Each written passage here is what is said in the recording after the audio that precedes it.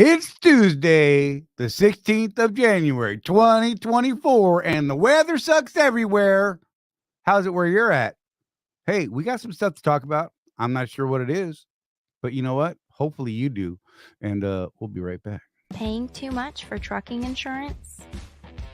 What if you could save more by making one simple phone call and keep more profit? You could very well do just that with one simple call to Seabright Agency, 800-366-6466. Call now. With over 35 years in business, top shelf customer service, and innovative commercial insurance solutions, here's what our commercial trucking community says about Seabright. I haven't had a claim as of yet, but I would rate them at a 5 just based on customer service. How nice everyone is when I call with questions. Robbie. I am glad I made the switch. I saved roughly $450. A huge difference. Saving big with Seabright. Darlene. I have nothing but great things to say. Incredible answering my questions, helping me set up my policy, making sure everything is correct. Super friendly. Anthony. If yours.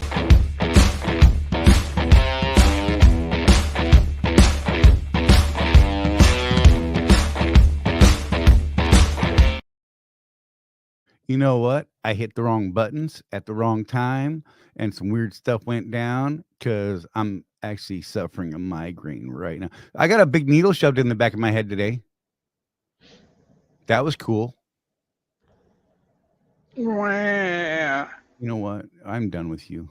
Well, I'm just gonna. You know what? Watch this. Watch. I'm gonna replace Jeff. Hey, Matt, how you doing, buddy? Doing good, Charlie. How are you? Ladies and gentlemen who don't know, this is Matt Nissen. He is one of the contractors over here on the Swift side of things that we hang out with. And Matt, I don't need Jeff. To hell with Jeff. Okay. You know what? We're winging it, huh? This is the Matt Nissen Show. Everybody, Matt Nissen. Oh God. Okay. Yeah. Oh, yeah. You better get your ass back in here. And we're back. I'm just gonna go to bed then. I mean, it's not right. Me too, man. Me too.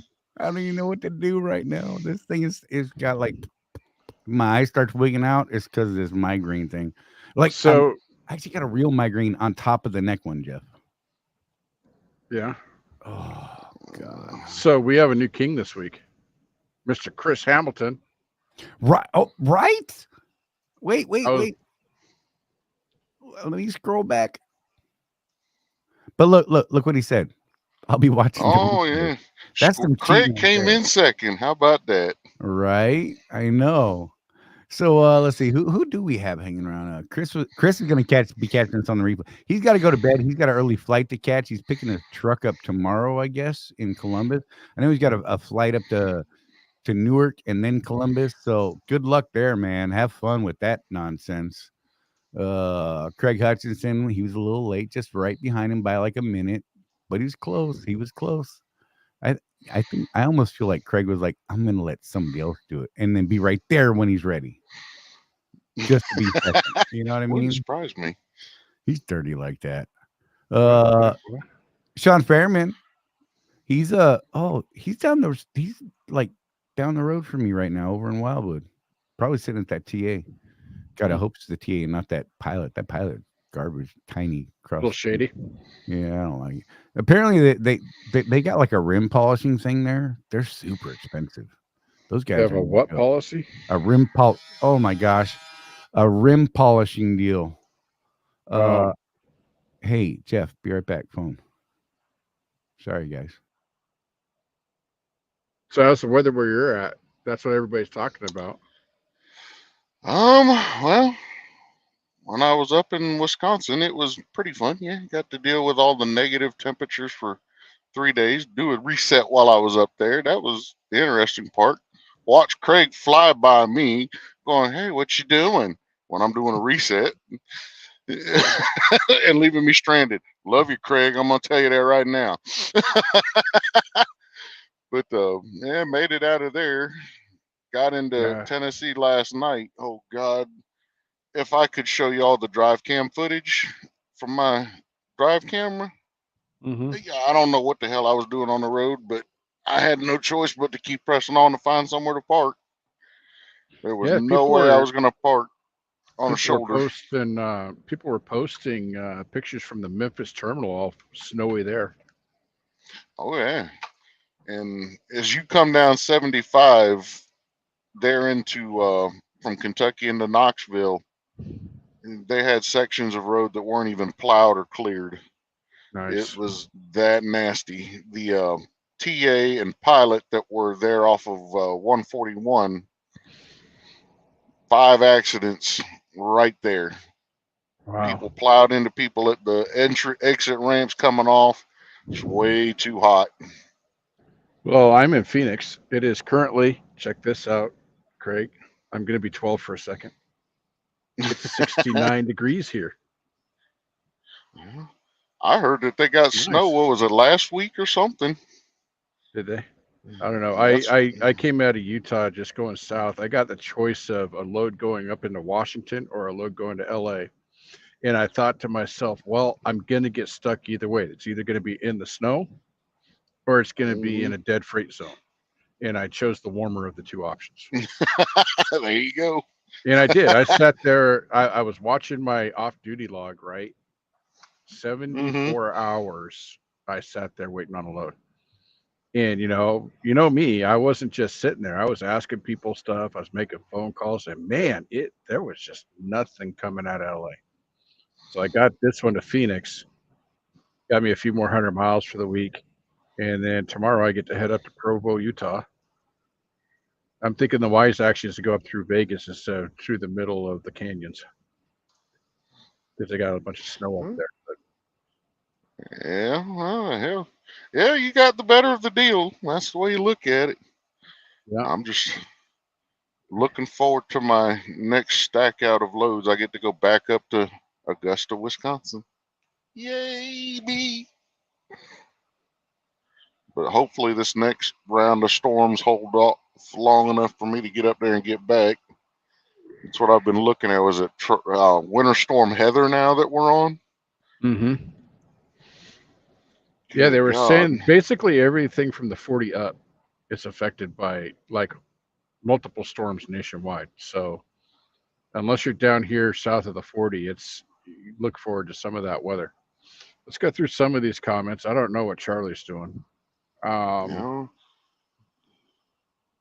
that's Charlie's comment. I don't care about Charlie's comments. Man, he was on it for having a headache. Look at this. It's like every other comment is his. Chris Hamilton just got set up with Seabright Agency Insurance. Nice. So those of you that aren't at Swift, one of the things with that is if we have the Swift sponsored insurance, we have to have a camera in our truck that is controlled by Swift. And we don't really appreciate that too much. That was one of the main reasons we started looking outside for insurance. And then, Matt, we found out that the rate we were paying was higher than it needed to be. You know, just one of those things that you don't think about. Who thinks about insurance, right? Yeah, really. I mean, you have to have. Oh my God! Until you're at a deadline or something. Yeah. Right. You have to have it, and it just costs what it costs, and you know, it's something to look into. We've got an ebook coming out soon that lists the 3 things that you can do to increase your profits, and shopping for insurance is one of them. Yes, Just sir. like with the fuel cards, you know, guys, we don't say you have to use the insurance that we promote. We don't say you have to use the fuel card you promote, but we absolutely think that you should be shopping. You know, do what's best for your business. You know, don't, whatever carrier you're at, maybe they have the best rates, maybe they have the best fuel program, maybe they don't. You don't know until you look. So please look at that stuff. Anything you can do to lower that top line and put it on the bottom, right, it just makes life so much easier. I like putting the top line on the bottom. Charlie, you missed it. Guess what the temperature is in Phoenix right now? What? 69. Hey now! I mean, what do you mean? That's interesting. Donna's gonna have to click that button now, Oh and man. it's my fault. Get so I'm him, gonna get in Donna. trouble. Get him. Actually, Matt cussed earlier. Did he? I didn't I'm even sorry. catch it. I'm sorry. I'm sorry. Yes, I did. He I'm cussed. I'm He I'm was the bad one for that him. ruined it. Donna can get mad at him now. He started it. Well, We're but good, bro. but we found the hee haw button. Can we edit that later? No, No. Okay. Never mind. it's a whole thing, man. Bear Yeah, Hunter's calling yeah. us filthy animals. I don't know what that's all about. Well, I that's showered. I showered last week, man. okay. Look. So, okay, I got up a little late this morning, right? And I rushed out of the house. I put on a long sleeve shirt, and I was like, I gotta get to this appointment in Tampa. Gotta get to this appointment in Tampa. I get there. I'm sweating. I am just buckets for some crazy reason, right? And I notice, oh, You forgot something, didn't you? I forgot to put on pit stick, bro. I get it. I get into the doctor's office, and I'm like, look, man. I'm like, I'm just gonna. I'm sorry. I'm sorry, man. I'm sorry. He's like, don't worry about it. He's like, you smell way better than a lot of guys. I'm like, I'm sorry. I'm sorry. Oh my god. So yeah, it was like a thing today, and then I had to go to the lab and get. The vampires had to stick me. They love my veins, anyhow. And I told her, I'm like, look, I'm terribly sorry because now I got to stick my arm out for her, right? I'm like, this is not cool. I'm so. It was so embarrassing. Oh my god. I'm just saying. Oh, I got another contractor here with me. Oh well, that's nice. Hey, I wonder I was saying if hi he's to watching the show. right? Get out there and go kick his door. Oh wait, my bad. Yeah, should I take the phone with me and go knock on his door? Hey, you Oh, watching Contractors Corner? That's gonna be a weird thing. God, I can just see it. Oh man, Coach's ugly sweater. Always. Thank you. right? Hit the like button, slackers. Yeah, right. He spurs that on every week, and we I love appreciate it. it. Yeah, how many have hit it already? Because I know I hit it. I was the Hey, first one. I got jokes coming. They're just Only flowing three. in my head right now. Just we've already ruined it. Donna's gonna have to hit the button, right? I mean, never mind. CW. Dang it! I work with children. Says CW, and That's yeah, true. okay, yeah, that's fair. That's Yeah, fair. absolutely. Up to 70, 80-year-old children. Let's be real. I mean, I'm just saying. Oh Oh yeah. my god. So I don't know who Craig's talking to, but he loves somebody. he loves Matt. Yeah, Matt said he loves me. us. Oh, well, that's good. Oh, you don't love us though. Oh, I get it. That's cool. You know what? I'm gonna ban him. He may be a So man. you know, Craig's been a supporter of ours from the very beginning, and you know, I got a chance to meet him in person once. I got to tell you, he's one of the most laid back individuals I have ever met in my entire life. The dude is just Right? chill. Yeah, You me ever and get a him are like chance to meet two him? brothers from another mother. I That's dig it. exactly how me and Craig are. Oh, by the way, Matt. So I'm still trying to figure out what on the new Freightliners, the hood handle to get the hood up is not the same as in my 16. I'm still trying to figure out how to put bungee cords on my grill so you can find me. Look, Mm, I dig it. That's going to be my trademark, man. yeah, that Bungees kind of on the is your grill. signature stamp. CW just challenged you, but I'm going against this challenge, but I feel like I have to point it out. That was to you, Matt. I know that was to you, but don't do it. Stay in your truck. It's cold I what? outside. He I was what saying now? What do you say? nothing. It's gone. I'm just saying. If I don't, what? Go talk to that contractor. Hey, there's our. You see, we have an in. Look at for him. what Look at we him. wanted. Look at him. Don't stay in your truck. It's cold outside. Oh my God. It's cold outside. Wimpy's offering antidepressants for everyone. He's like passing them around. You know, we're sliding into a crazy area already. Oh my God. So Bear Hunter gave us an opening, Charlie. See that? Do it again. Oh, Bobtail from Swift went up again. that thing. I wasn't going to. Okay. Yeah, I just seen that message that it went from $25 to $30. Yeah, it's per month though, so it's not that bad, but still, it went up. Oh, I thought it was a week. No, the message says a month. They're playing reindeer games. I said it. I own it. You know, when it's by the week and it looks better for them, that's what they use. But when it's by the month, they use that because it looks better for them. I you know, we need to. No matter what carrier you guys are at, understand something. You don't work for that carrier. You work for yourself.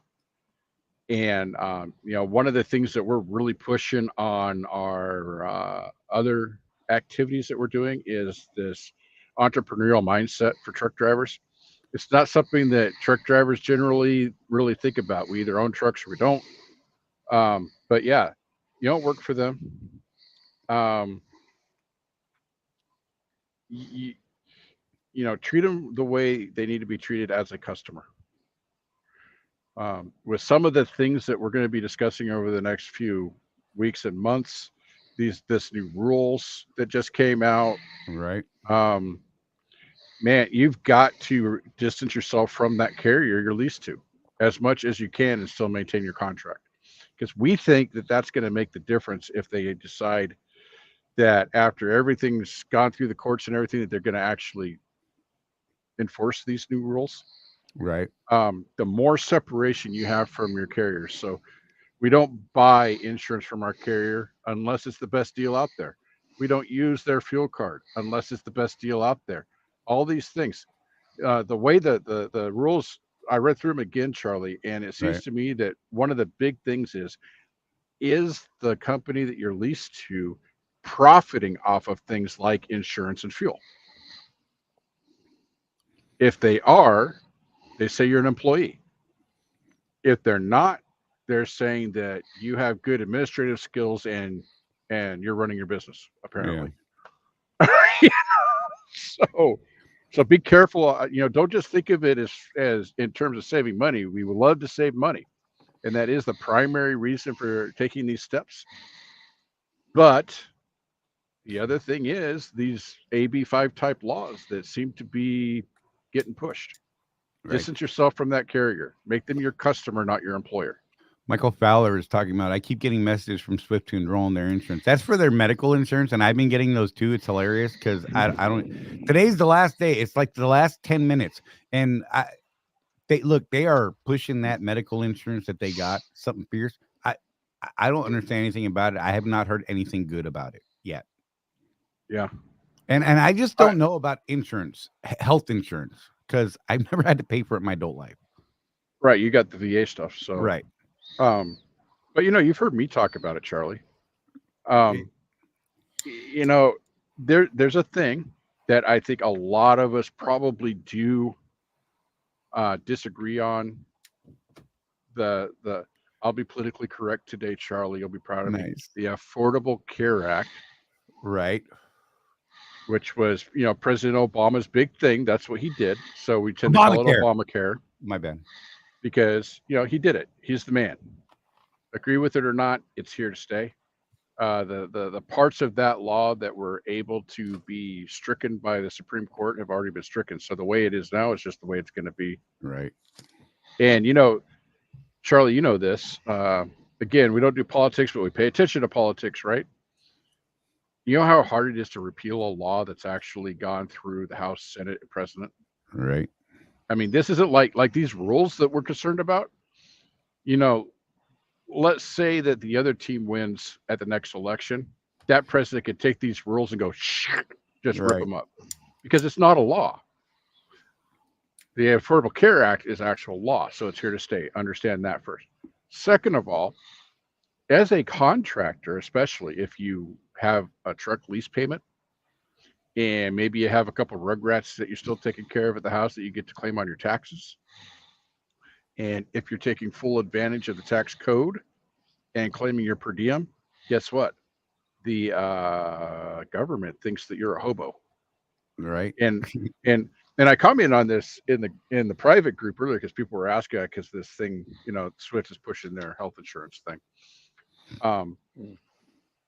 I want to say that the income level that they consider you poor is all the way up in the 60,000s now.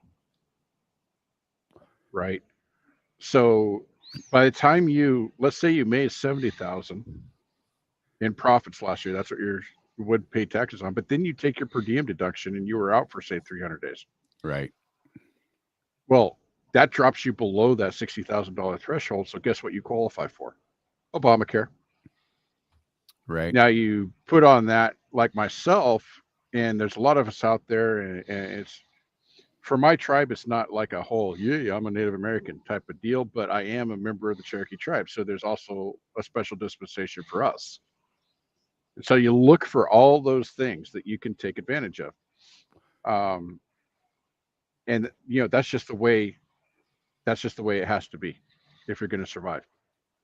Um, my mom once told my sister that if you're going to be poor, then you better apply for welfare. It's there. Like it or not, it's there. If you need it, go use it. Right. So in the 18 years that I've been in business, so the ACA passed in, what was it, 2008, 2009, something like that. Right. Before that, so check this out. I'll just give you some quick numbers. We were paying, and my wife, I always get this wrong, and my wife will correct me if she's listening. We were paying something like $250 a month to cover our entire family. And it was decent insurance. It's that high deductible, but you had the old health savings account that was tax free as long as you used it for medical stuff. And we would just save the money in that and pay our deductibles. Well, then the ACA came out, and by the time we got priced out of the market, we were looking at $800 a month for coverage that was not even half as good as what we had before. So we just went to the state exchange, and ever since then, I think the most we paid is like $100 a month or something like that, and that was for my wife, because she's about as waspy as it gets. She's of French ancestry, no Native American, no nothing. Right. So, unfortunately, you got to look at all that stuff, and you need to do what's best for you, your family, and your business. It's a thing, and I soapbox on that a little bit, and I apologize if you're getting bored, but it is important. Taking care of your family is important. That's why we're out here doing what we do. Yes, it is. And you got to be able to afford it, man. And going out there just blindly hitting the open market. I mean, even going, if you go to Charlie will put the web address up for the health plans that ES came up with for us. Now, if you call him, that dude there, he will tell you, hey, man, why aren't you applying for your state exchange at your income level? He's a good one maybe to start with, I think, because he's honest about it. And then once you get to where you're making enough money where you don't qualify for any of that stuff, shop around.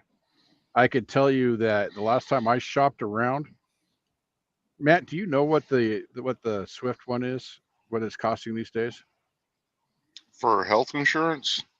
Yeah, I haven't actually looked at it in a while, but well, I know I browsed at this current one, and the essential health care was like almost $200, and then the baseline medical, everything was right at around 500, if I was remembering right, and then it just went up from there. Was that per month? Per month, yeah. Okay.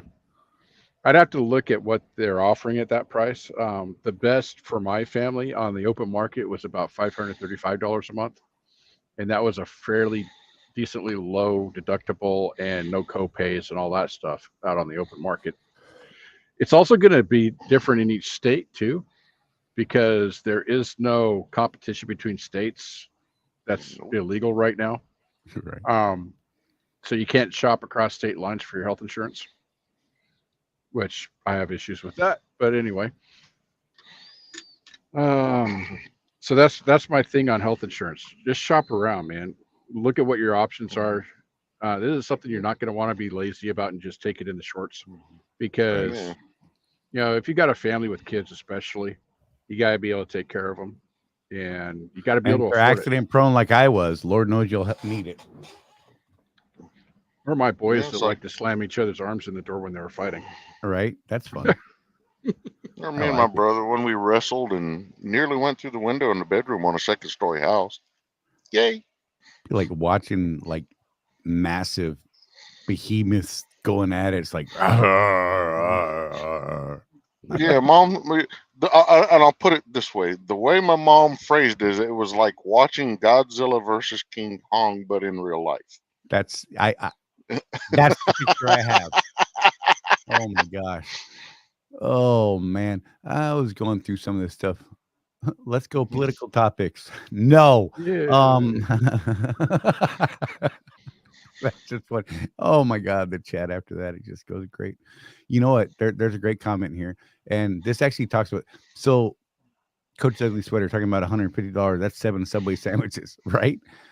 He said just charge up every credit card available and smile. So there's like a thing that like I can't remember the guy's name, but he was the one that like all the stock guys like flipped out about because he's been tagging all these huge massive market drops, right? So I was actually watching one of his reports recently, and he tagged them when everyone else said, oh, it's fine, don't worry, it's fine, don't worry, it's fine, don't worry. Those guys. Yeah, right.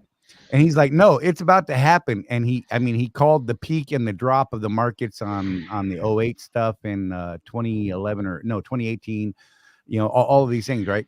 And he's saying right now that if you watch the credit market right now, it is completely out of whack, and it's at this point where it's about to tip.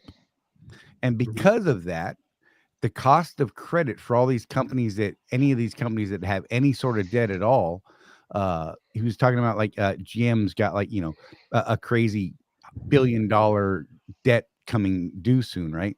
But if they can't pay it up front, they need to seek new financing to extend it out, right?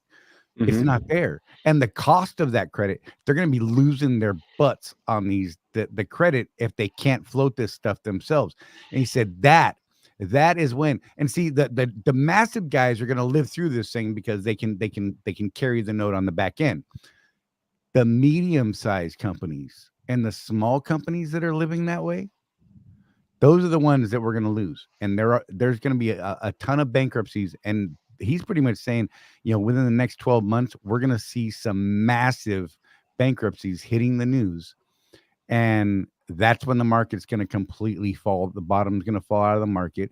Of course, playing it right, then you're if you know what's about to happen, you can play the bottom end and catch the rebound because it always rebounds. It always, just like the freight market.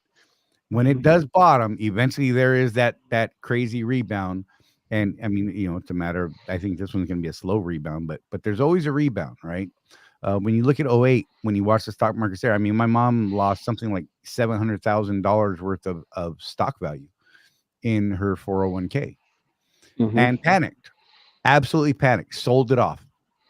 Now, had she stayed in it about a year later, her 750 loss would have turned into a 1.2 gain. Yep. But I have she, a friend whose mom did that. I have a friend whose mom did that, and it was painful to watch. yeah, and I honestly knew nothing about the rebound. I didn't pay attention to that stuff until after it was too late, right? It's like when they were talking about, the GM bailouts and all that kind of stuff. I mean, if you catch those rebounds, I mean, you've done something good. But yeah, his big thing is the problem is everybody is so stretched out on credit right now that there's just no coming back from it. And the only ones that are going to survive it without bankruptcy are, the Fords, people like that. And they're even saying there, though, that you could see a coming need for that government help, right? And what's that do for the middle guy? Nothing. They're just fed to the wolves and thrown out there. I mean, poor judgment. I don't know, but that credit thing's going to smash people apparently. And I believe this guy. I mean, his track record's pretty solid. I just wish I could remember his name right now. I'm sorry, but it's So, pretty amazing. with Michael's comment about he went with the bronze plan, is that the plan through Swift that they're offering you, Michael? Oh, so Michael said, I went with the bronze plan from the group out of Tennessee. Wife had foot surgery and our out of pocket was 500, 6 days in the hospital. Nice. Matt would like further clarification. Just saying. We'll see what pops up here. Yeah. Hey, by the way, Matt, I didn't tell you this earlier. If there's questions like that, let me know and let me or Jeff know. We'll pop them up and read them. So, in case anybody's listening and not watching the show, we like them to know what the heck we're answering to. That's all. Yep. Oh, he said Michael said the previous plan. Oh, okay. That So does I not don't know. clarify for me though. Right. Yeah. So one of the things that we'll be doing on the show from here on out is talk about what we see on the various Facebook groups. And one of the big discussions this last week was about those new rules, Charlie. Right. And yeah, I mean, the fact is that we don't know, because there's going to be lawsuits, there's going to be challenges, one of the questions I saw is, so what's going to happen in March when this thing goes into effect? I don't think it's going into effect in March. Right. I think it's going to play out a lot like AB5 did, and that was tied up in the courts for several years until California decided, up yours, court, we're going to enforce it anyway. Right. So You know, it's funny too, because like in our private, we have a private Swift Facebook group for our guys, and in that group, like this week, all of a sudden, yesterday and today, everybody's like, "Hey, has anybody heard anything about this final rule going into effect?" And Jeff and I are both like, "Bro, we just literally we're just talking about that Tuesday." I mean, Now, I we are will say talking that about was it. me and Craig's expression last week when we watched the show. We just kind of, right, what? Did we miss something? right. Well, a It- lot of this stuff, man, this is why we say you need to pay attention to the politics. Don't get all wrapped up into it, because that's a rabbit hole you don't want in your Right. life. But, this sort of thing, um, my wife is yelling at me. I see that.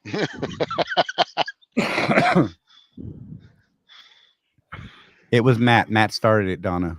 Yep. That was me, and I apologize.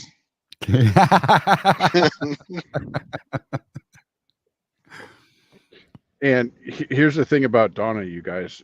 On Matt, Donna comes up about to his mid chest, because that's a pretty Right. big guy. But Matt's afraid of Donna for good reason. Little people scare me. I'm afraid of any woman. I'm gonna put it that way. He's got his mother as a role model, and if you've ever seen pictures of his mother, she's tiny, right?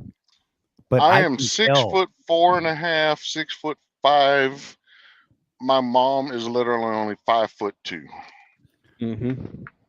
I could just And- picture him as a kid, and her just taking care of business. Him and the brother. Oh my gosh. Oh yeah. Oh my gosh. I mean, yeah, you can run, but she'll find you. And that Right. switch was waiting when you got home. Oh, I bet. Good Lord. Yeah, but so yeah, yes, James Vaughn. If you go back a year, you found I warned everybody about this. Yes, you did. And here's the thing, though. Unless you were paying attention, you didn't hear about it. Right. It's been buried and hidden for good Lord I can't talk. Lord knows how long. Good. Can't get words out. Well, if you remember the several hours of service changes we've had since you and I have been driving, Charlie. Right. You hear about something's coming down the pipe, and maybe you want to participate in the comments time. Right. Because they usually set up an 800 number you can call and leave your comment for the legislators. But by the time I would find out what that number was, it was like 2 days after the comment section closed. Right. Yeah. I mean, you really have to be listening for this kind of stuff. Mm-hmm. And digging for it on a regular basis. And look, I don't do the digging. I depend on some newsworthy legitimate people that are constantly watching that stuff, and I honestly wait for them to say, hey, you should look now. I'm like, okay, I'm gonna look right now, because they're smart and they're usually dead on. Mm-hmm. I mean, that's what brought it to us last week. And it was all of a sudden, oh, by the way, the final rulemaking is being published tomorrow. What? Yeah, it kind of snuck up on us. We were You aware of know? it, but we weren't paying enough attention to know that it was actually becoming Right. reality. Yeah, and you know, with that final rulemaking, the posting of the final rulemaking, then at that point, they've got 60 days to actually start implementing it. That's apparently how the rules work or whatever. But you know, then of course it's going to be challenged. I mean, look, the ATA and OIDA are both fighting this thing. Okay, I mean, diabolically opposed, right? Normally in a lot of things. Yep. And they are both feet into the backsides of this whole thing right now, which I think is pretty neat. Yeah. It's a You know, strange time we're living in.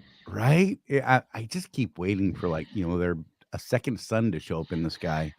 It's some things going down, man.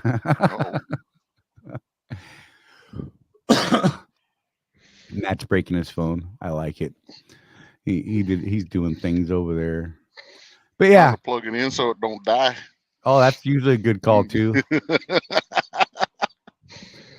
But yeah, Life on 18 Wheels. Nobody saw this coming. People have been watching this. It's been coming.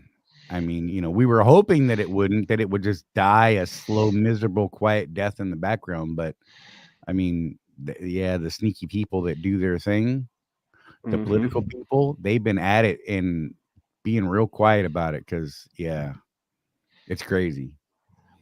And it's just a shame because if you think about, it's not just trucking. This is every industry that has contractors in it. Now, some of those need it. Most of them, I don't think need it. I mean, it's a thing, you know. I mean, it's just. Well, So the yeah, thing is, you know, Charlie and you and I were talking about this, and as I read through all the comments and read the final ruling and all that stuff, I mean, literally, if they were going to enforce this thing for reals, right, there would be no such thing as an independent contractor in the United States. I don't care if you're a truck driver, plumber, right, electrician. It's just so. But here's the thing that I've been saying too. I kind of wish that it was more set in stone.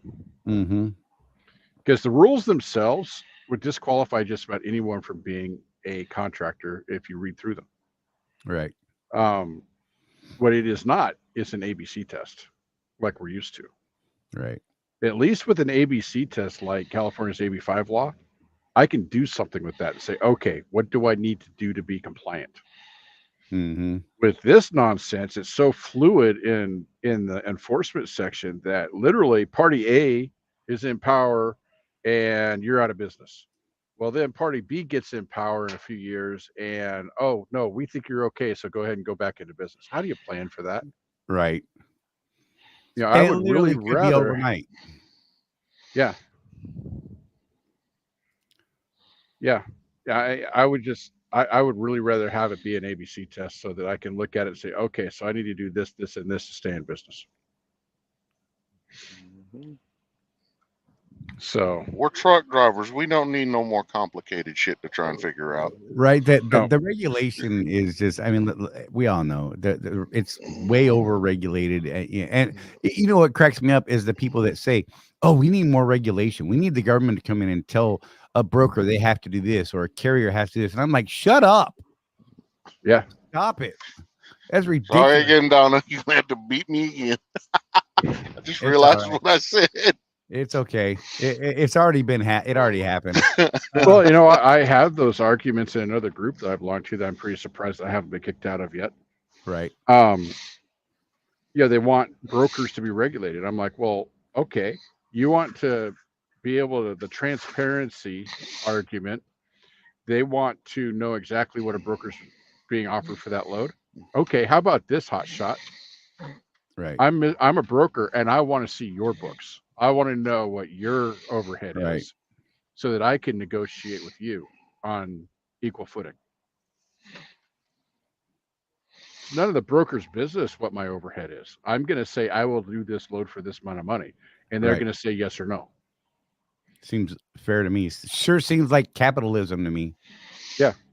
Now, if I happen to get a hold of some information that maybe I should or shouldn't have, and I use that in negotiations,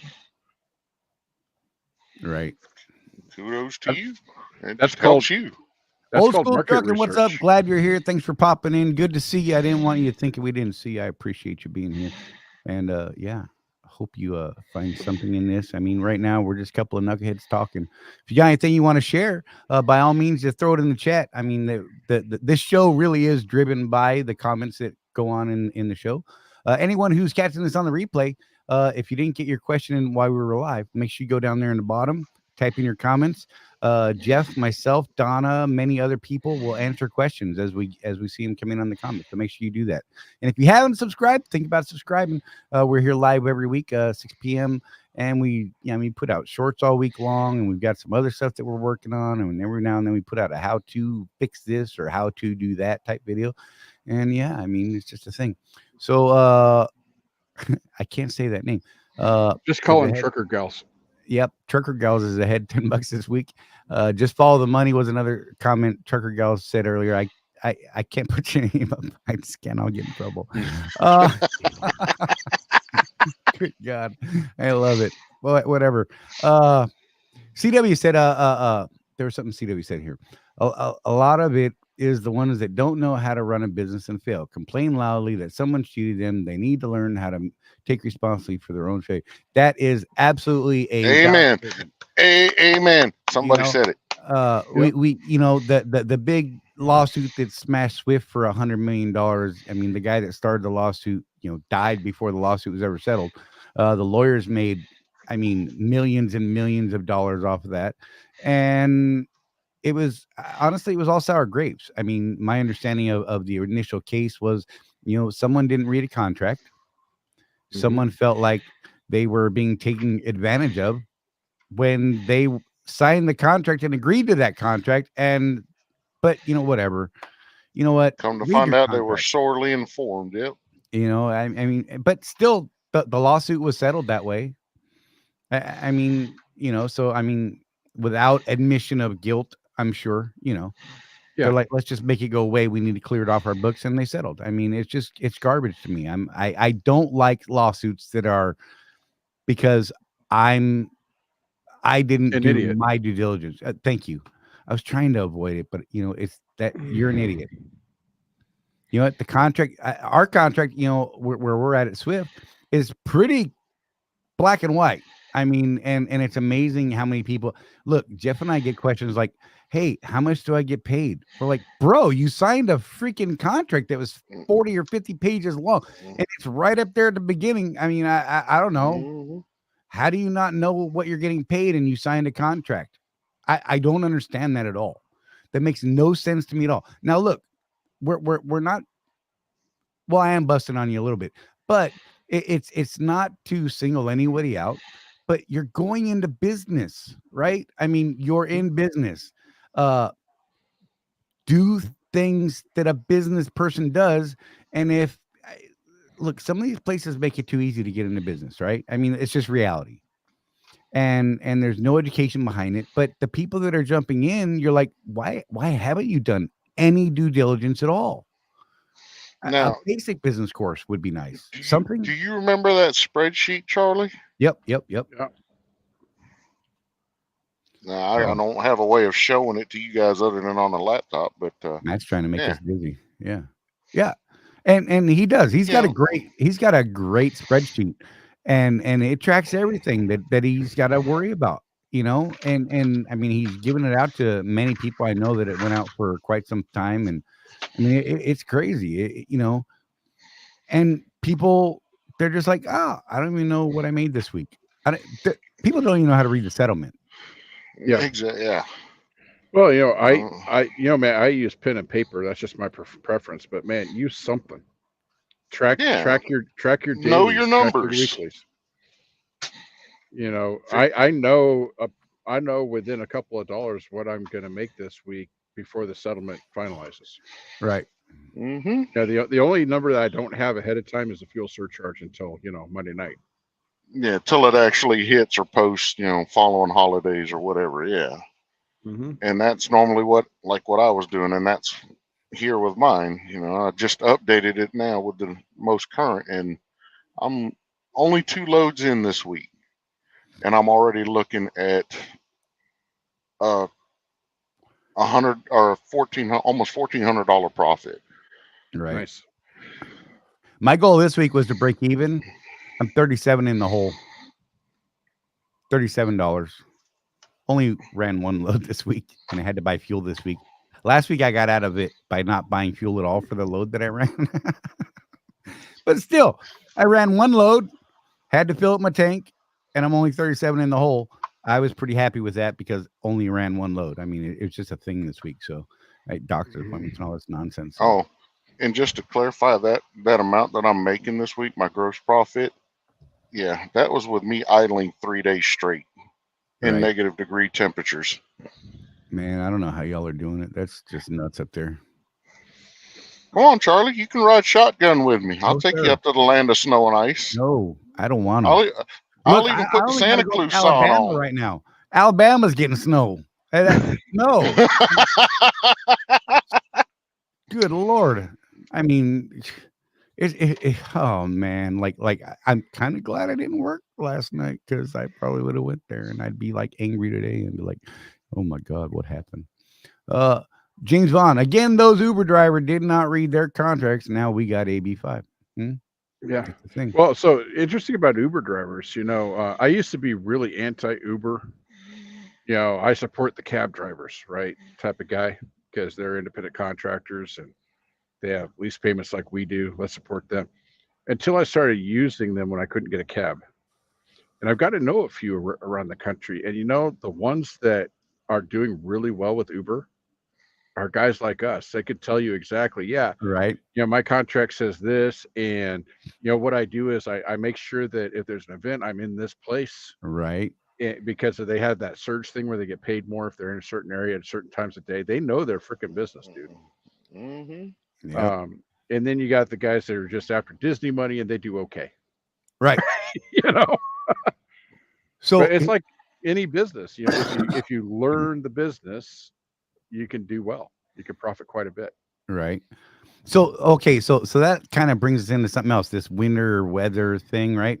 So Jeff and I were talking about this earlier, and we think that we're just noticing this, but we don't think that we've seen as many cases of gelled fuel in the past as we've seen this past week. Right. Like, so it brought a question to my mind. I wonder if there isn't something going on in the fuel, like, or maybe they're just not treating enough. Maybe it's a cost saving thing. I don't know. Well, But I was just talking to my lot.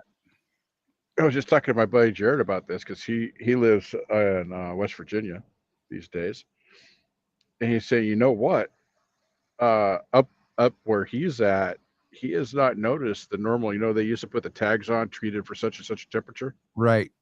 It's like, come to think about it, I haven't seen those tags this year. Right. So maybe that's a thing. Yeah. It'd be interesting if you guys can help us track that. Are you seeing guys with the tents on over their trucks being thawed out? If you ever seen that, you've seen that, right, Matt? Where the tow truck comes and puts a big tent over the hood of the truck and puts those big heaters under there. I stopped at a rest area on my way up to Augusta, and there was a guy that literally had his truck was broke down. Thankfully, him and his canine companion were able to stay in the rest area building. Right. Mm-hmm. But they thought it was his batteries. No, it was a combination of batteries, gelled fuel, and a host of other issues. And yeah, it was sucked.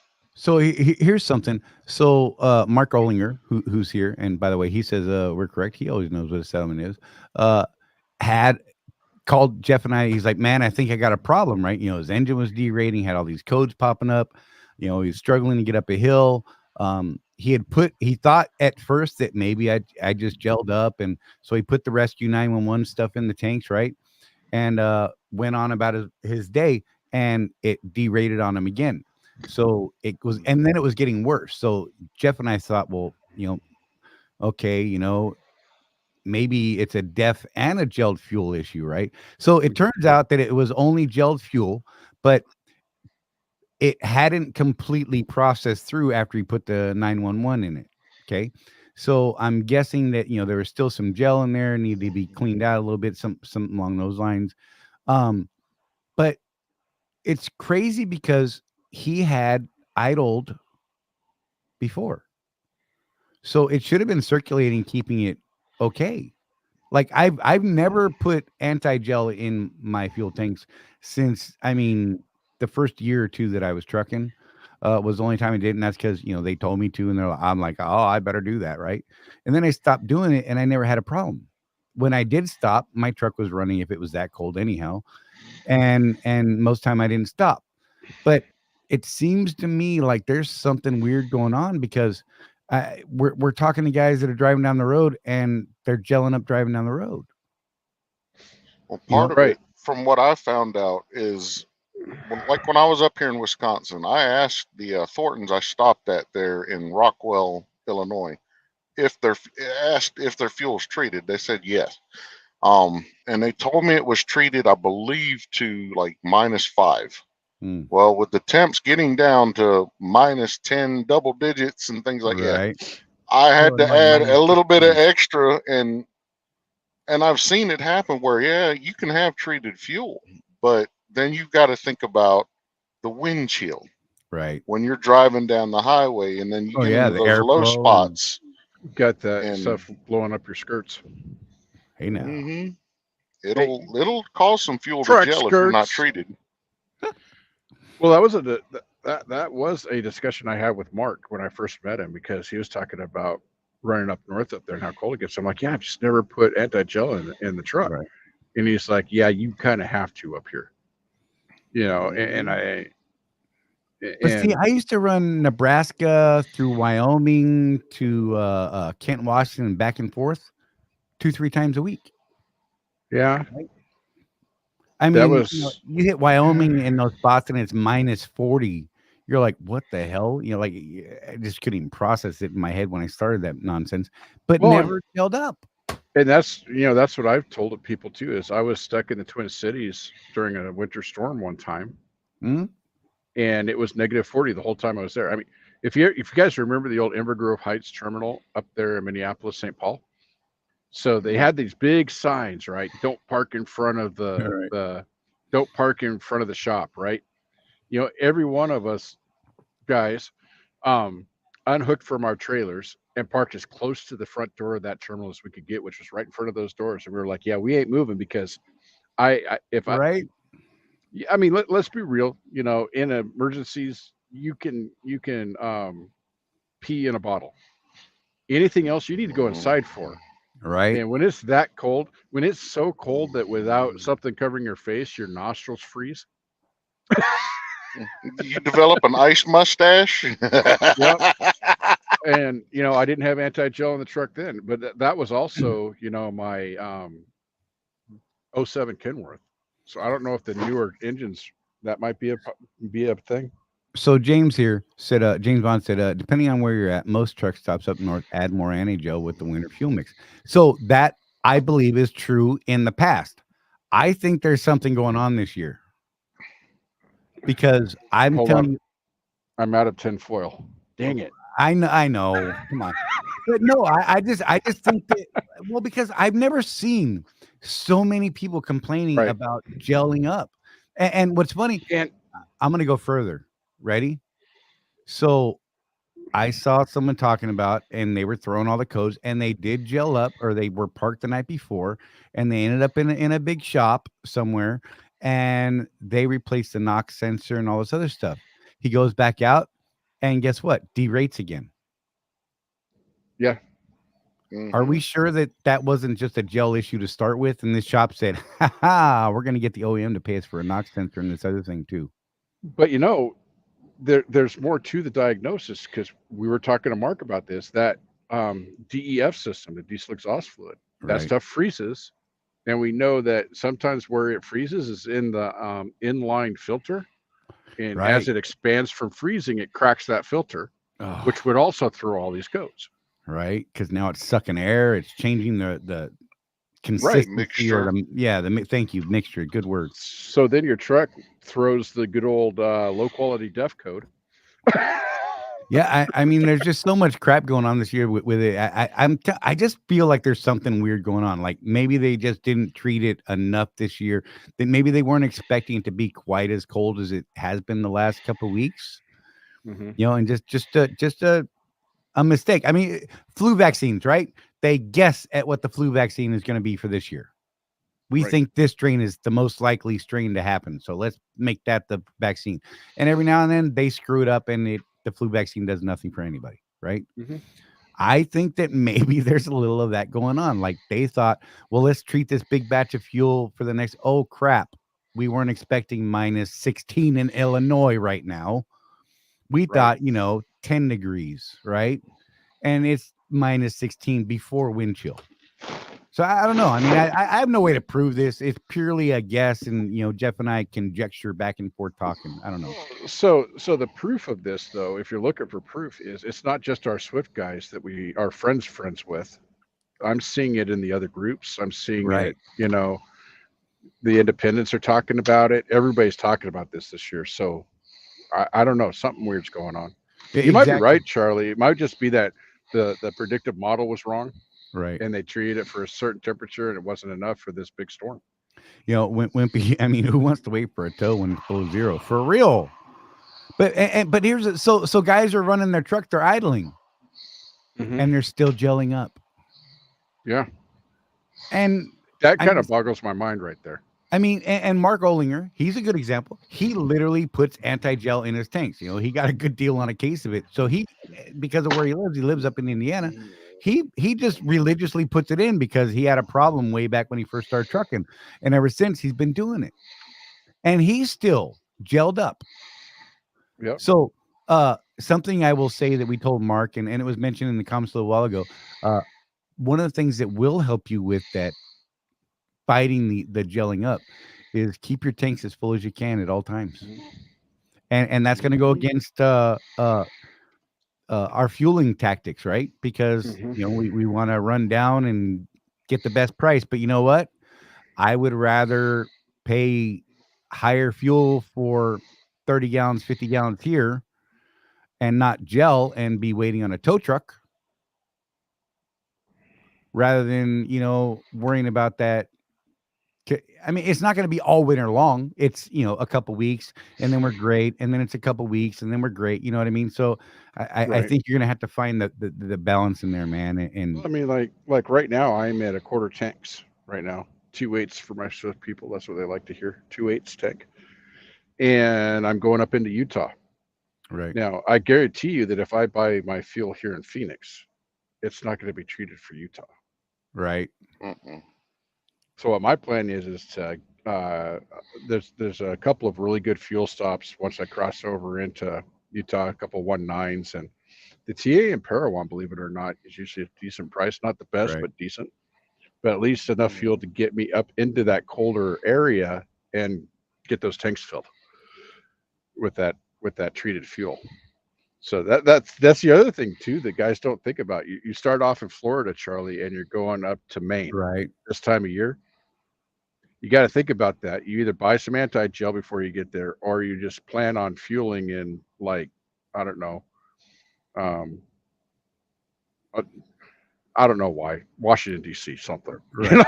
a little further north. So life on 18 wheels, he's like, I've yet to use anti-gel, just bumped the idle up a little, but I did experience negative degree weather for the first. So here's the thing though. A lot of these trucks, like I've been seeing guys talk about, like I can't bump up the idle on my truck. I can. I, Mine won't do it. But when I set the brakes on my truck, on the tractor itself, my idle jumps to 900, and it's already got a high idle there. When the brakes go in, I idle at the normal 500-ish, right?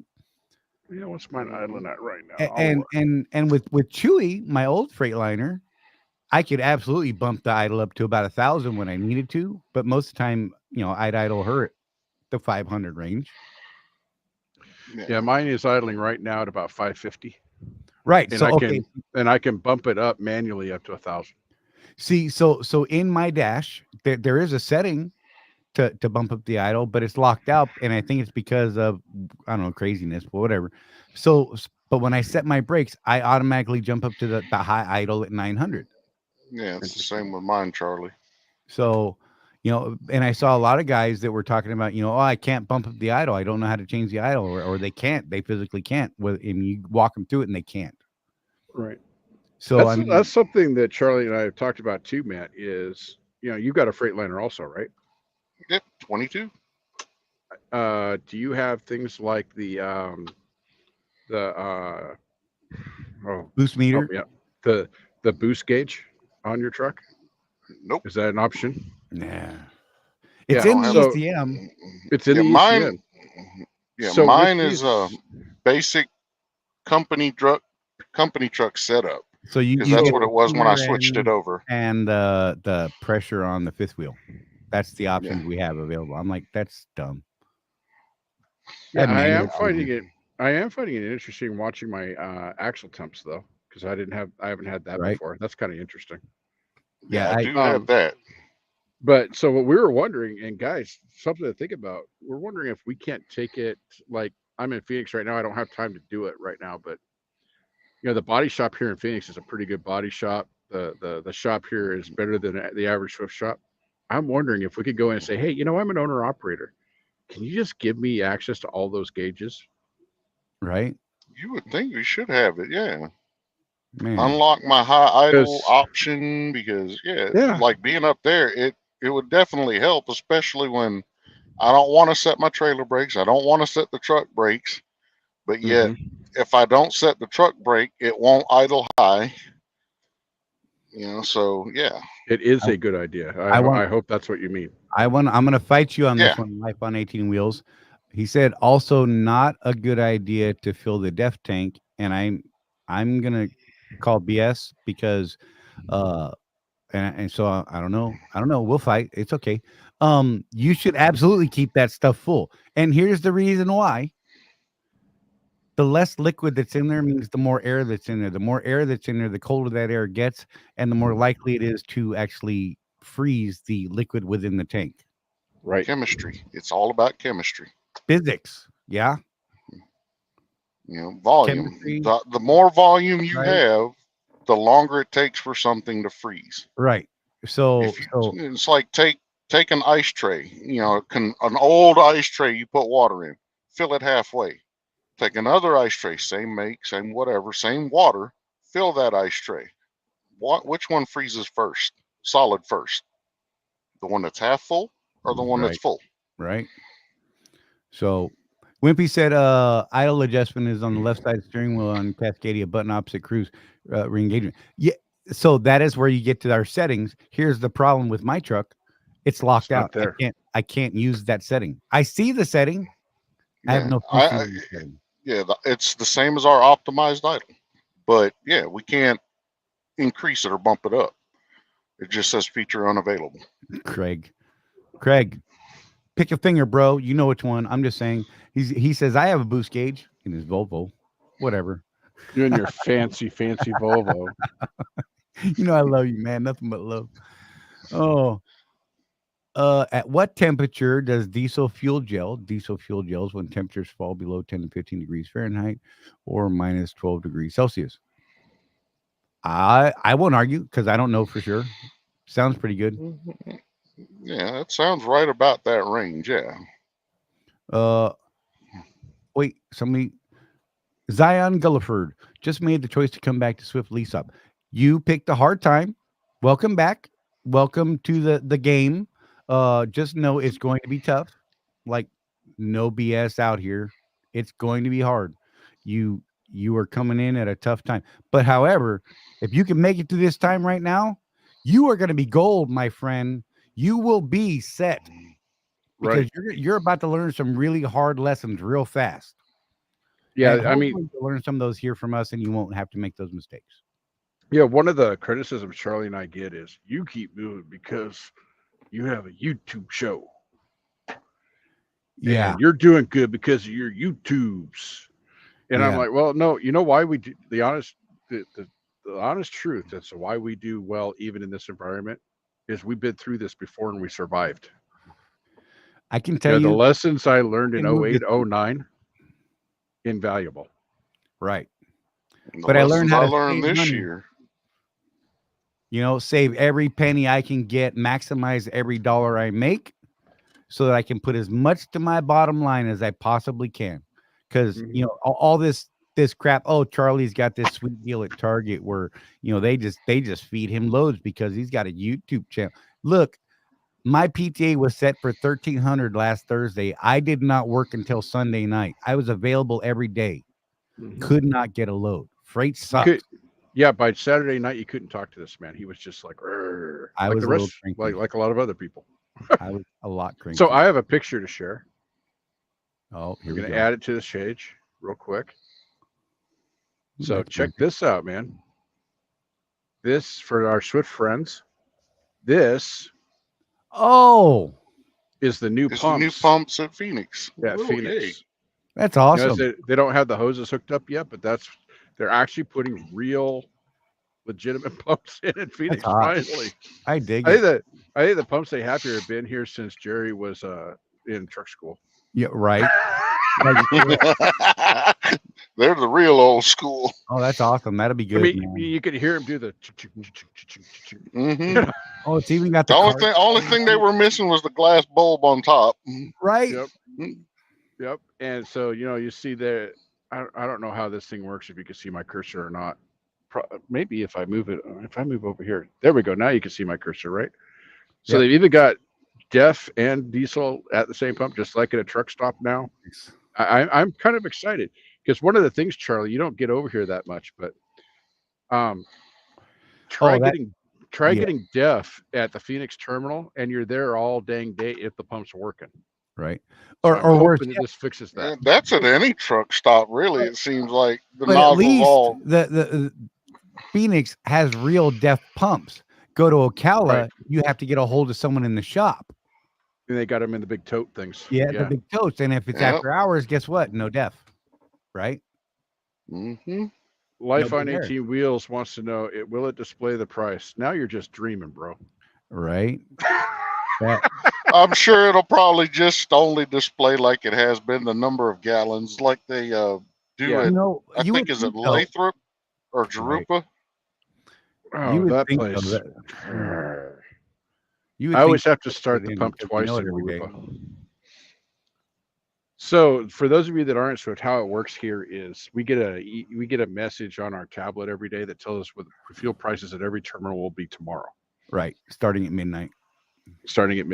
So that's how we know what we're paying for fuel at the terminals. There was a while there, Charlie, when I would try to fuel at terminals if I could because it was the cheapest price. I have not seen that be the case since we went with ES, right, which was going on 2 years ago now. The terminal will still beat the regular pump price at other truck stops, right? But they're not even coming close to beating our price with the ES Advantage card that we're using. I can contradict that real quick. If you go to what is that, Willows and Lathrop up in Northern California, right? But if you just go about 10 minutes down the road, or even 5 miles down the road from Willow or Lathrop, you can find a 1.9 down there that is always cheaper than Lathrop. But that's California, dude. That's just, I mean, last trip I made up there, so one of the things, the way I feel a little bit is, I was dropping a T-call at the terminal there, and I generally don't like to fill up the tanks until I know what my electric load's going to be, because Swift does have some of those 45,000 pound loads that you just cannot have full tanks for. So I do wait. And the price at the Petro up there in Corning, get this, man, 50 cents a gallon less than at the terminal. Wow. So I picked up my next load and went up there and fueled. So here's an update from Mark, and he heard what we were talking about. He said, sorry, my wife called me. The mechanic told him that he thinks the fuel has more water in it this year. Could be a thing, which would make it gel quicker. I'm not seeing my Davco separator fill up at all. Okay. Yeah, see, and I haven't been up north at all.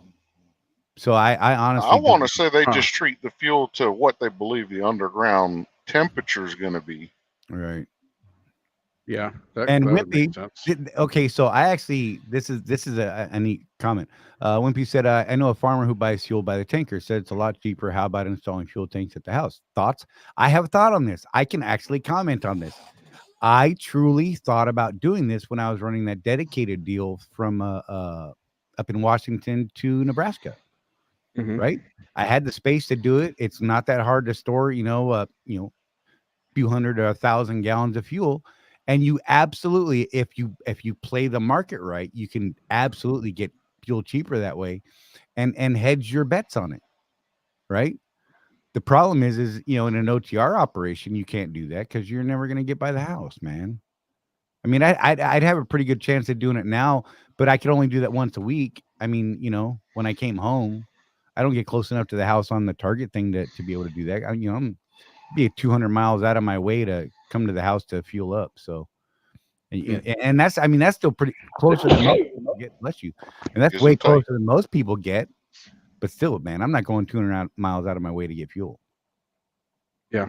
unless it's free. So I don't know.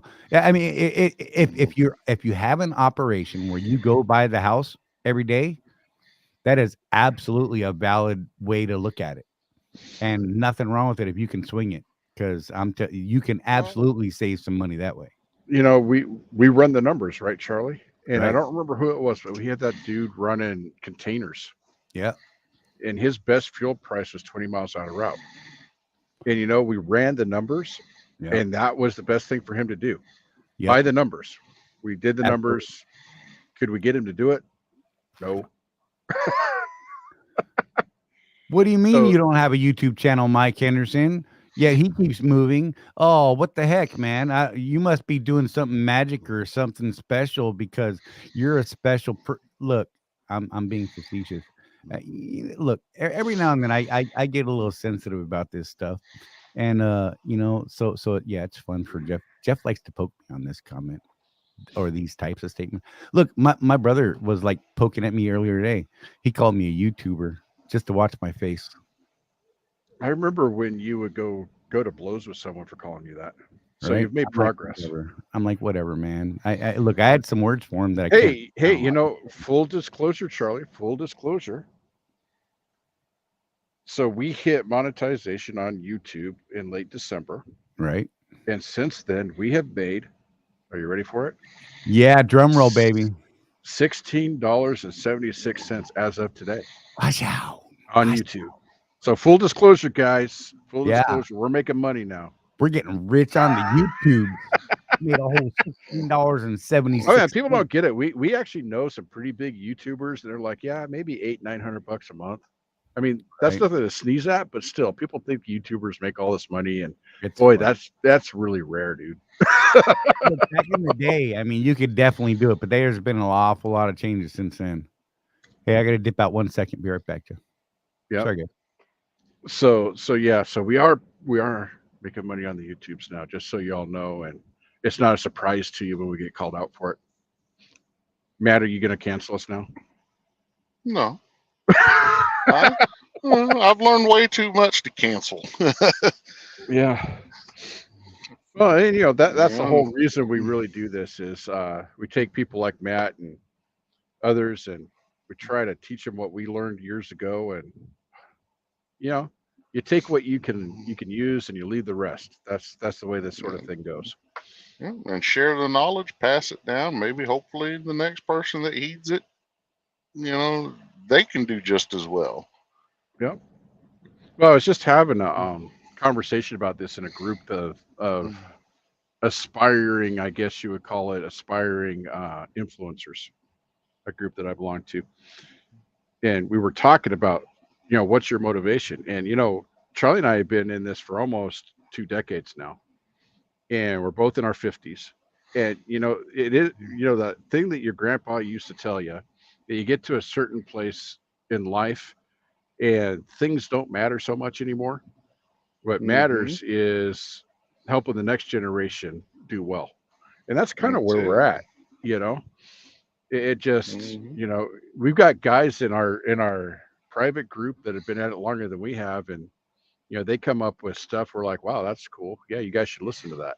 You know, um, real old schoolers out there that make us look like we're just started yesterday. Um, We are the current generation, but the future is the next generation. Yeah. I'm not sure My, what you mean, Sean, bear hunter person. Just say it. If you could teach that old cowpuncher here how to be a successful trucking company owner, you're 100% legit.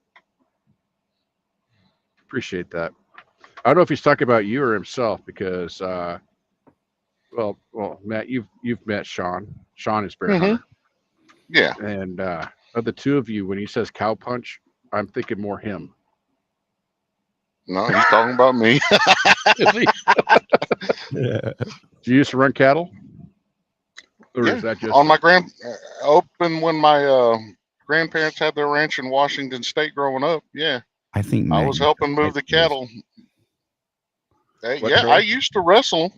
Good God. I had this picture and it's hilarious. It's not fun when you're on the wrong side, but I mean, you might get a laugh out of it watching it happen. Oh my God. I'd be cheering you on, brother. Yeah, you can take him. I know you can take him. And I'd be like, watch this, guys. I'll Yeah, hold your beer, bro. I got it. watch me Superman that fence to get the hell out of there. Right? I don't want to get the horns of the business Look, end. look. So there was this one night. I'm gonna army story. Sorry for y'all that don't like army stories. So there was a one night we were out on this thing called Robin the Sage, and it's basically the culmination of special forces training, right?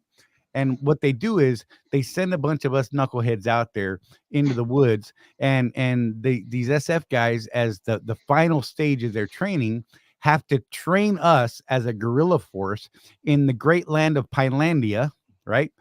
Where I was usually a pig farmer. That was usually my role that I played in this scenario. It's great, good time. And we were on this nighttime land nav deal. And so we're cutting through this freaking mountain out in North Carolina, and we're trying to get to an objective because we were going to go attack some people, right? And one of these guys is like, all right, man, here's our azimuth. We're going to shoot across this field right here. And we're like, all right, pitch black, it's dark, no NVGs, a couple guys got NVGs because the rest of us were pig farmers and whatever, right? So we're just following the little glowing dot in front of us, right?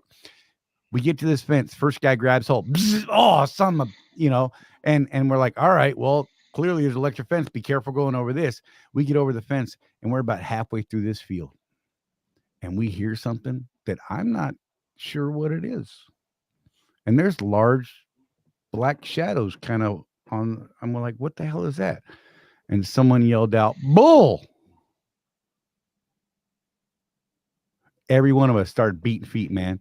Look, you did not have to be the fastest. You did not have to. You only need to be faster than the guy in front of you. And as we got over that fence, man, you should have seen us. Every one of us got the holy living zapped out of it. What the hell did I just see? Look at that. Wait. I just saw it. Wait, we can't. Look, Craig Hutchinson did a thing. Craig Hutchinson. So for those of you who don't understand what he just did what's known as a super chat type thing, right? And super chat or a super sticker, something like that. And he just paid $10 to post that comment. And Craig, thank you, sir. Look, we're not asking people to do that. I appreciate it. I am not going to, but damn. Thank you, Craig. Thanks. Seriously. That is awesome. We appreciate it. Not expected, y'all. I just want you guys to know it is absolutely not expected. It's not something we're out here chasing. But thank you. It's very cool. I just saw it. I was like, what is that good big gold box right there? I've never seen it on this end. And so thank you, Craig. You're the man. I love you, brother. So yeah, but yeah, so bull. Turns out we were in not just a happy little cow field. No. It was a field of bulls. We're like, who does this? Out in the middle of this damn mountain? And our SF guys are like, yeah, it'll be fine, guys. Don't worry. Let's just cut across this little field. What is it? Probably a couple cows, maybe a goat or something. No. There's not a cow in that field. We found out it was all bulls, and they were all pissed off, all of You them. know, you know what I've learned about goats in my experience, though? Mm. They're much more maneuverable than bulls. As long as you can catch them coming at you. Oh man, Look, I'm just saying that I rode. I actually rode a bull once. yeah, you couldn't do it. I couldn't do it. You couldn't get me on one. Well, I you did know, cattle brought once in a rodeo. That was awesome. You I could was not get me to a bull. I was 20 years old, and those that don't Mm, know what I was doing when I was 20, so I crazy. shouldn't have done this in the first place. It was against the rules. But we were working with a guy, and he owned a ranch, and he was training his son how to be a bull rider. So he had actually purchased a retired PBR bull, Oh my God. and that's what he was using to train his son with. No, And he bro. looked at me and said, "Morton, you don't have a hair on your butt if you don't get up there. My 12-year-old just did it." And I said, "You know what, Jerry? I am going to do this because you know." I Mm-mm. did not make it 8 seconds, Matt, I but I can honestly Mm. say that I have ridden a bull. mm-mm. Yeah, I I mean, growing up, you got pretty much nothing to do on a ranch except cowboy around. Really, I mean, that's what me and my cousins did for fun. Mhm. Now, I won't say that we've not come away with scrapes and bumps and bruises, right. but or broken limbs. Um, but yeah, I watched my one cousin take a swift kick to the chest, Mm-mm. which that was probably the scariest thing I've ever seen. But we Yeah. knew not what not to do next time. If Yeah. y'all Try were, to. if anybody's ever watched Wild Hogs, when they go and slap that bull on the rear end, Uh-uh. that's what we were doing. I believe it. Yeah, no, bro. No, look, I had a friend that wanted to get into the Professional Bull Rider Association and all that. I'm like, no, man, no, y'all check me out. I'll come watch you root you on. I'll pick you up off the ground, bro. Not getting in the ring with them. I ain't doing it. No, Yeah. that's my line. Closest I So, got was in the army running through that field. I was like, I'll never do that again. so Charlie, are we past the not being able to mention the truck stop with the big yellow signs? We are not. Okay. We can't mention them by name when talking about the fuel card openly. So, Aaron, I'm going to answer your question, but we are prohibited from the name of that It's a particular truck stop. contractual thing from that company, Right. not ES. The truck. So you have to use the card once a month at that truck stop chain to get your Right. status. Don't complain. Don't call them saying, "Hey, I lost my status" when you didn't fuel that month at that particular chain. Right. I have found that chain is rarely the best price I can find in my route. Right. However, to keep that status, because I do enjoy that status, I'll put like 50 gallons on just to keep that status once a month. And here's another important tip. Would you stop it? You're on the show, man. Gotta mention it. Matt threw up a super sticker. We appreciate you, man. And watch it. You know how much I appreciate. Watch this. Bam. That's how much I appreciate you, bastard. Anyhow, I'm just playing. I love you, man. No, seriously, you guys. Look, you guys stop it. So, back to the thing with that card. Okay, with that company's reward program that gives you the platinum status. Here's something to keep in mind. If you use another fuel card with that, they will automatically think you're no longer using the ES Advantage fuel card, and they take away your platinum status. So here's what I tell people to do.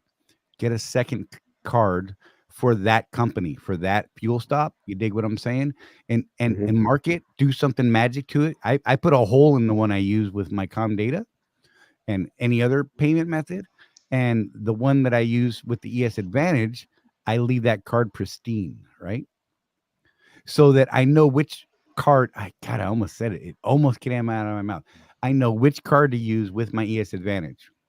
And that's the only one you need to worry about is that chain with the ES Advantage card, because you will lose that status if you use like com data or a credit card or any other fuel card. It just won't work, and it'll take you out of that status, and then it's a whole thing, man. Hey, talk about You'll fuel cards and purchasing. By the way, I've noticed that a lot of the TAs have a new sticker on their window on your way into the truck stop itself, Yeah. and it says "Mud Flap proudly accepted here." Right. So it looks like Mud Flap is expanding their reach a little bit. Um, Damn it, Bear Hunter. Sorry, thought it was an auction. Sir, I appreciate you. Y'all stop it. See, I don't even know how to act with this stuff. We appreciate it. Again, we're we I have didn't even know that was a thing I didn't until I just look, now. apparently we clicked a button. One of us clicked a button somewhere to make that happen. So whatever. You guys are On a awesome. I love you all. And that's cool. Just know that it's not something, it's fine. Whatever. Stop it, Craig. Look, I will ban you, Craig, right here, right now. Not really, because I don't know how to do that, honestly. And I can't actually do it from inside of Streamlabs. yeah. Oh, that's something, Charlie. For those of you that are new, not once have we banned anything that was not overtly adult in nature from our channel. Right. We had that one person who spammed us with porn links one day. Yeah. Other than that, No, you can argue with us, you can call us idiot, whatever. We're all about the conversation. And um, if you go through our history, some of the episodes we've done, we did get some business from some people. And look, man, if you're going to do that, just be willing to talk about it. right. We've been wrong before. Absolutely. Absolutely. And, we're hard headed people. We're truckers, and truckers are not known for their flexibility. Hey, Wimpy, real quick. He said, this is crazy stuff, putting holes in credit cards. That's not what I said. Put it in the rewards card. Yep. The rewards card for that chain, that I cannot mention that has platinum status. See what I did? We'll have to create two different accounts for them because they won't let you have two rewards card linked to the same account. But yeah, stupid. God, it's dumb. But whatever. Yeah, I did. You know what I did? I associated one to my business account and one to my personal account for email. Not a big deal. Or throw it on your wife's email. Who cares? And for those of you that are wondering why this contractual agreement is in place, the answer to that is we don't really know, but think about it. I have actually in my career seen guys almost go to blows over fuel price, where one guy goes, well, what are you paying? Well, I paid this. And the poor cash register person, they don't know what you paid. They have no idea. They got nothing to do with it. Yeah. And that particular company has their own fuel card that they're trying to promote. And that's why we're not allowed to speak about that thing. Mm-hmm. Because they don't want to pull off of their own marketing while they're helping this other group out. Yeah. Right. You kind of have to, with them. Yep. So, it's that was funny. Since we're kind of on the fuel purchasing thing with that one, guys, don't rely on one fuel purchasing method, please. Right. I know that there's probably some people that are in the tank for ES Advantage fuel card, and that's all they use. And I think that's unwise. There are times where, especially in Texas, I could find a QT that maybe it's a little hard to get in and out of. Right. Sometimes, but it'll beat my ES price by a good 10 cents a gallon. I'm always looking. I'm always looking for that. The only thing I don't do is I do not like mom and pops. Right. I'm afraid of some of them. Simply because I don't know what their fuel quality is. Right. Don't know how fast they're turning it over. Now, I was talking to one of our members, Charlie. This was a good year and a half ago. Right. It was when we first found out about the ES Advantage card. And we were talking about, and I was getting in the app and telling him what the fuel prices were on his route. And he was trying to figure out if this was the best deal for him. He had this little mom and pop that he fueled at every single day. Yep. That beat ES by 25 cents on that route. All the time. Like, yeah. I couldn't beat him. We went over this for about a week. Couldn't beat him. And, the thing is, though, he was on a route where he went north. And on his way back home, he would fuel up. And then the next day, he would go north. On his way back home, he'd fuel up. So he was able to see that fuel was good. Right. It's like, And power Charlie, to you. you and I talked about that Sinclair in Utah Yep. that we both fuel at. Tremont. Tremont, they beat just about everything. And you know what I found out? RJ's. Pulled that one I've out of my fueled up butt. there often enough to where, number one, I know the fuel quality. And I just asked them, how are you beating everybody? And they're like, well, most of the people that we sell to are the farmers around here. Right. The UOTR guys don't come in all that often. And they take calm data. Yep. So yeah, it's just you got to be shopping, and if you're going to use those little ones, just make sure that you test it out. And Charlie's advice is always to have an extra fuel filter with you if you're going to use those mom and pops. Absolutely, at least one, and know how to change it yourself. That way, if you do get some bad fuel, you can swap those filters out. Sometimes though, it'll take 2 or 3 swaps. Yep. To get that fuel cleaned out. Yep. It's a but thing. Yeah, always be looking for that cheaper price, man.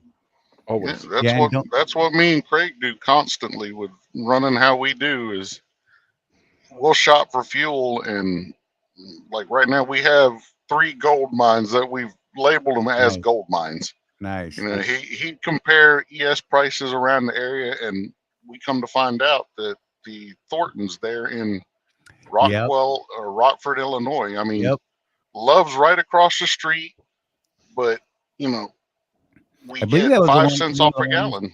I think that was one of the ones Mark Olinger was telling me about as one of his haunts up there.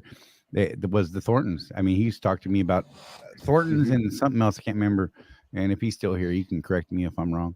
But yeah, I mean, look, there are some spots, man, that, I mean, don't say I'm only going to use I'm only going to use mud flap. I'm only going to use Condata. Look, man, use whatever is getting you the best price today on your route, tomorrow on your route. I mean, utilize your toolbox and look ahead. Like if you're an OTR guy and you're running 48 states and you're in Illinois today and you're going to be in Wisconsin tomorrow and then Montana 2 days from now, I mean, whatever, man, look at the prices elsewhere. I mean, look, sometimes it pays to get 75 gallons here just to make it to that other one where you're going to save 42 cents a gallon. Right. Oh yeah, life on AT wheels. Yeah. Love going through Oklahoma. Right. The QTs there are great. I love them. Not today, because I've seen the pictures of today. Yeah. Good God. It's a frozen wasteland out there right now. But yeah, their fuel there is freaking, it's almost an insanely low price if you know how to shop. Yep. It's something else, man. And so here's the thing about QT, by the way. Don't rely on Fuelbook to update you with the best QT price, because it's wrong so much on fuel. I don't know why, but on Fuelbook, that if they even see the QT that's on your route, because there are a ton of new QTs out there that don't even show up in Fuelbook for whatever reason, get the QT app. Right. And just get out there and start poking around. It's not awesome to use. I don't like the way that it formats, because when you touch one, you try to zoom out, it goes back out to this big picture anyhow. So, but I've got, ones along special routes that I run and things like that. And I'm constantly looking and so, I mean, we got Fuelbook that we like to use, Mud Flap. A lot of people are using, the QT app. I mean, all these things, ES Advantage and everything else, use those tools, use all those tools, make it part of your pre-trip. That's what I do. I would say don't use it as part of your post trip, because some of these places at midnight or whatever, it changes or whatever. So check it in the morning. And so QT's got a weird pricing thing. They don't have a set time that they swap their prices. It just most of them I've seen, they change their price right around lunchtime. Well, I thought that too. And then I actually started to get to know several of the managers at various QTs in the Southeast here. And I happen to know one of the guys that is one of the guys that goes around and opens all the new QTs. And so he was telling me, he's like, really, it's a matter of what the local businesses are doing, because they always want to be the lowest price. It's a thing Right. for them. Yeah, They would yeah, they're rather always move volume. yeah. Their And price comparisons, they do them like 2-3 times a day or yeah, something. Yeah. and they will absolutely change their prices twice in a day if that's what they have to do. Well, we've seen that in the major truck stop chains too during the late, what was it, 2021, early 2022, when the prices went almost vertical. Right. Oh my God. We had people wanting to fight about that with us a couple of weeks ago, if you remember, Charlie. Mm, I've literally seen the sign change at a TA 3 times in one day. right. When Oh the yeah. fuel prices are doing this, they're reacting every time that tick goes up on the markets. Yeah. So yeah, Yeah, I managed for a pilot company for 10 years. Yeah, and there'd be days. Hi, Oh, we'd Pete. send in 3 or 4 fuel evaluations just for the market area around us. And it wasn't uncommon for us at times to change 4 or 5 times a day. well, remember that was it? It's been about a year ago now, Charlie, Mm, where I didn't believe the fuel price in fuel book for a Petro right. in Illinois, because it was like $1.20 lower than every other freaking truck stop in Illinois, except the one across the street. Right. Turns out that they were having a price war. Yep. And I was back at that same truck stop like a week later, and Petro had given up. Yeah. Wimpy, you know what? That's probably not too far off of true right there. He said, save 50 on fuel and buy a $20 sandwich. Hey man, you're still $30 ahead. Right. That's what I'm saying. You're still 30 to the plus, brother. When we were first playing around with how to buy fuel, Charlie, before we found a decent fuel card, Yeah. we were doing those calculations like, well, okay, so I'm gonna fuel up at that Tiger place because it's less expensive, but Right. now I don't have any shower points. Well, what's the spread? I saved $70. I remember this one. I Yep. saved $70 on that 100 gallons worth of fuel. A shower costs 18. I'm still in the money, bro. Right. But they're like, oh, but you don't get a free shower. And we're like, who cares? I saved $60 after the cost of the shower. Yeah. I saved, take it further. And I stayed there that night and paid for their parking. Guess what? I still saved $50 on that fuel. And so now I got a free shower. I got free parking and saved $50. That's the way I looked at it. Yep. Yeah, you gotta look at the whole picture when you're looking at this stuff. And then and look, if you can get a cheap spot and get a point thing kicking for you, work Bonus. it, bro. Yeah, bonus. I mean, like with the platinum thing. So you're getting what I can't remember the program. It's 3 points for every gallon, and a free shower and a cup of coffee every day, as long as you keep that platinum status, which not too hard to do. You get a cold drink and a hot drink every day. Right. So coffee in the morning, soda in the afternoon, and this particular truck stop does have Coke Zero with the cherry flavoring. I'm just saying. Right. That's amazing for us diabetics. Sean, you're screwed. They're going to be coming after you in 5 minutes if they come after us. Trust me, because they're going to be like, those guys, they ain't got it, bro. So yeah, Donna brought up, and I forget the guy's name. I remember who she's talking about. Yeah, There's that mentor at Driver Appreciation Week that told us the story that he got a bad batch of fuel and caused a bunch of problems for him. So yeah, that's a real thing. If Was you got that the same one that had the issue with the tires? It might have been. It seems like guys that have trouble like that tend to have trouble like that. Lots of trouble like that. Right. Oh, it's a thing, man. Man, I gotta say, my son Pete says hi to everybody. Hi, Pete. Hi, Pete. Hi, Pete. I like Pete. Pete's fun to watch. You should see him when he pokes his head on the camera. He's like, yeah, he wants to be on, but he's shy. Right? It's hilarious. I love it. So those of you who are new, I have seen some new faces in here. By the way, just so you know, this is community driven. We welcome you to our little community, and for our tens and tens of viewers. And look, check it out. If you have a question or a comment you want to make, don't hesitate, man. Drop it in the comments either on the live chat or in the comments after the show, make sure you put them down there in the comments. Let us know that, hey, man, I made it through the show. If you're watching us on the replay, we love you, Replay Warrior guys, because you're awesome. And honestly, that's where most of our views come from, because, a lot of people can't take time out of the day to actually watch us live, and they watch us when they get a chance. So we don't mind it. We're pretty happy with it. Look, there was a time where I was here one day, like the first show, and it was me. I just kept talking. I was talking to nobody. But you know what? We got views afterwards, and that was cool, and got some comments and things like that. So, we encourage you to definitely try and catch us live. We try and format it so that you don't necessarily have to watch it. We like we read, but you'll see us read back questions as people are putting them in the chat, so that you know what it is we're actually answering. So, I mean, look, that's the thing. By all means, please throw comments and questions in there when you have them. Don't be shy. Look, man, sometimes we might be like, bro, how do you not know how much you get paid, right? But we're going to answer the question. We're going to get into those things, every now and then you might take a little poke in the ribs, but hey, we're all adults and we should be able to take this stuff, right? Yes. Oh God, here we go. Aaron, quit taking all those good loads with the YouTube channel. Oh man, look, I wish I could use this YouTube channel to get a load this past week. $37 in the hole, but only 37 in the hole after my one load this week. We did a quick out and back out. We ran out to Conyers, Georgia, and then over to Trussville, Alabama, and then back to Lake City. It was 827 miles. And after the fuel, after I filled the tank up, because I had to do that on the way out, I think we finished. Oh, wait, it might not be quite so bad, because I actually estimated lower.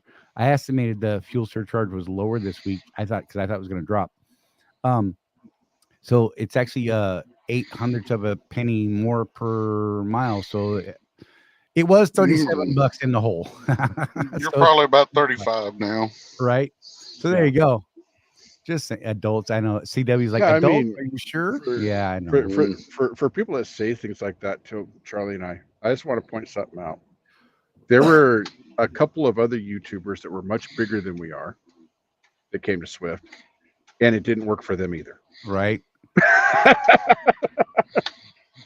So don't let it fool you. They look. They like, some of the people in the corporate side like that we talk about the things that we talk about. Jeff and I we're able to bring those people on because of the relationships we built long before the YouTube channel. And that's the reason they're willing to talk to us on the channel, is because they know us from before that. And they're like, hey, look, we can talk to these guys. They're not out here just to screw us over or get the gotchas. And that. We like to have real conversations, not that we're soft on them. We just want to have real professional conversations. So that's what we try to do. Yeah. Hey, Mark. Oh, so you were talking about the quick trip. Okay. Oh, yeah. There was a spot he was getting up there that was doing good too. Let's see. Free advertising. Can't say that name, Trucker Girls. I'm not sure what you're commenting on, but okay. Yeah. Well, that's why Swift likes YouTubers that are actually not for the gotcha. You're right. Yeah. I mean, let's be real. At a company as big as Swift, we could totally do the gotcha thing. Oh, and probably get more viewers, right? Because people, for some reason, eat that stuff up, but it's just not who we are, man. There's absolutely a market for that, apparently, which boggles the mind of Charlie and I. We talk about it, we're like, did you see what that guy said about Switcher? I'm like, yeah, I mean, whatever. Okay. The dude got like 10 million views on that. Okay. Right. And we tell you guys how to save money on fuel and nothing. Right. We tell you how to, up your bottom line by $15,000 a year. Crickets. Baffling. But whatever, man. Look, we're gonna keep doing this thing that we do. We ain't complaining, we ain't crying, so don't think we are. Whatever. Call me a YouTuber. I don't care. I do, but I'm not a YouTuber. We are out here utilizing YouTube, and we have a podcast coming out pretty soon that is titled Road Warrior Entrepreneurs. Yes. Keep your ears out for that thing. Coming soon. Yeah, I was going to say something about that real quick, Charlie. So our first podcast episode is being edited by a friend of ours that is actually in the podcasting business. So it's going to sound much more professional than anything Charlie and I could do on our own. Right. But it is going to be a multi-part podcast. That's Right. going to be taken from our from our conversation with Colton Lawrence about how 2023 went. And And kind of a look at 24 coming. right, and the reason we did that is because nothing's really changed, and you guys need to be Right. aware of this is how things are right now. And in the class that we're almost done editing for the subscription community, we did this, and I want to do this real quick here too. If you made it through 2023 and you're still here listening to these two jackwagons on YouTube talk about trucking business because you want to do better, congratulations, man. Because Right. You're here. 2023 was a bloodbath. It was just wow. We Charlie and I talked about 2008, 2009. Now we're going to be talking about 2023. That was the worst year. So not to put him on the spot here, but Matt had a very tough middle of this past year. Mm-hmm. Matt had a Matt had a lot of crappy things go down, and I'm not telling you to dip into the personal side of it, Matt. But I mean, look, he, along with many other people, came to the community, and we all got together and we're like, hey, man, let's try and do this thing. How about this thing? How about this thing? Focus here, focus on this thing here, and let's see how this works. And I mean, I'll let him tell you. Matt, how did the year turn out for you? I mean, you don't have to give specific numbers. Don't go crazy, but So like most of us during the holidays, you want to be home with your family, naturally. Which I'd planned on that. When I went home and at the end of 2022, stayed home till New Year's, had it all figured out. Okay, how much I would need to cover that roughly 2 weeks. Came back out on the road. January, it was a struggle. The freight market was definitely not strong. Made the switch from dry van to reefer division, was running reefer division. By the summer, by April is when all the drama started. right. And it went from April all the way till the end of July. And literally went $8,000 in the hole. I mean, it ranged from deaths in the family to my card getting stolen, card information for my personal bank getting stolen, and now I have to go back home to deal with Right. that. To now we're dealing with all these other issues, and then my truck needing new steer tires, all those. It just snowballed, and by the end of the summer, beginning of fall, I was right around that 8,000, hovering almost at $9,000 in the hole.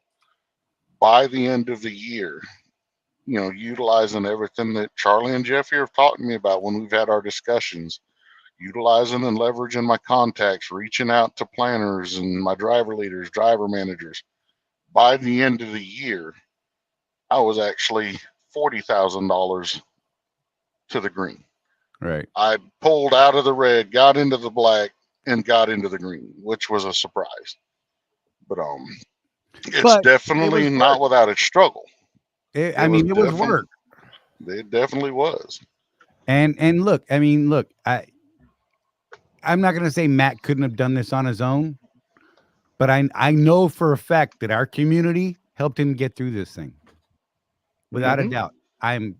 Whether he says it or not, I'm going to say it, and it's probably better coming from him. But I can tell you that I know, because we had many, many discussions, in our private group, and with Matt and I and Jeff, and different times, and private messages back and forth. And there was a lot of work on his part, and there was a lot of things that he had to do that were not particularly comfortable. And we had a couple of uncomfortable conversations here and there. And we went at it as adults, as business people, and just plugged away and kind of dug into it as a family almost. I mean, at times, and just had real conversations, and some of those were not pleasant. Some of those, some things I didn't want, some that I didn't want to hear, but I needed to hear it. It's just, there's the ugly truth, and you've got to be willing to accept the good with the bad. Right. And depending on how you can accept that type of harshness, You know, some Mm-hmm. people just aren't willing to hear it. They don't want to hear that they failed. You know, guess Right. what? That's part of being in business. You Right. have to learn from your failure. You know, oh, I made that mistake. Well, I better not do that again. But some people just keep repetitively making that same mistake, and And blame the world for it. that's it. You know, and I said, you know, I can't say that with everything that happened, it was necessarily Swift's fault. No, that was just life. Life happened, And you could and insert the name Swift, Prime, CR England. Well, not CR England, 'cause they don't have a contractor division anymore, but whatever company here. Everybody wants mhm. to make it someone else's. Exactly. CW, blame Charlie. I'm good with that. Look, there was a thing at this drop zone that I used to frequent back in the day in Zephyr Hills, Florida. And there was a thing that went around there. Every time someone got in trouble, they would yell out, Charlie said I could do it. And I'm like, what the hell? Anyhow, whatever. What am I taking the blame for here? Yeah, What? I'm like, yeah, it was me. I did it. It was totally me. I was a new skydiver at the time, mind you, and they would blame me. It was like, yep, my idea. Anyhow, but yeah, I mean, you can insert any name there you want to. It's everybody's fault, but Hmm. your own, right? But your own, yeah. That's Put the your big hardest boy thing. pants on. You know, accept your failures, learn Learn from from them. exactly. Learn. That's the key word. It's not a failure if you learn from it. It's education. Education is expensive sometimes, Hmm. whether it's money, whether it's personal discomfort in your mind or your pocket. Hmm.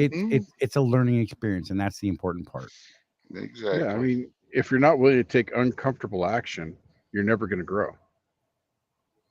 And Hmm. human nature, we need someone outside ourselves to point some of this stuff out. Right. Like when you buy the wrong tires. I'll, I'll throw myself under the Or you bus. I swear you will never buy a new truck. right.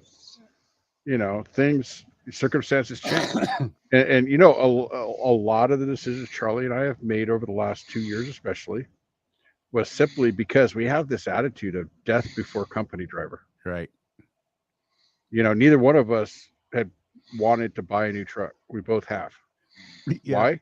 Because when you're faced with something, and we've discussed it in our private group a little bit, and had we done things differently, would we have needed new trucks? No, Right. that's true.